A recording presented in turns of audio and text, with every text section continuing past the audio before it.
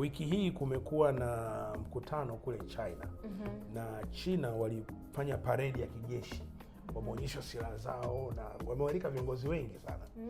Lakini waandishi wa habari, haya mambo ya digital space, waandishi wa habari wakaanza kutafsiri kile kitendo, wakaona waziri mkuu wa India ameenda China, wakapeana mkono na rais wa China, sawa, kiongozi wa China, lakini rais wa Russia naye akawa amekuja.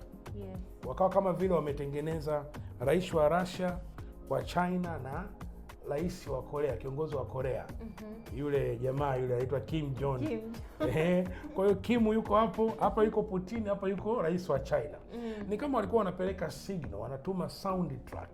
Wanapeleka taarifa kwa Marekani. Na Marekani akawa ameangalia, unajua President Trump alivyofanya? Akaandika kwenye Twitter. Akasema mmefanya vizuri, nimeona paredi iko vizuri, lakini pia mmekuwa mmeisema, yani mmeisengenya Marekani. Haya mambo yote ni kwenye digital space, kumbuka. Kwa hiyo digital space inaathiri hata diplomacy ya nchi. Inaweza ikaathiri hata namna tunavyohusiana na watu wengine.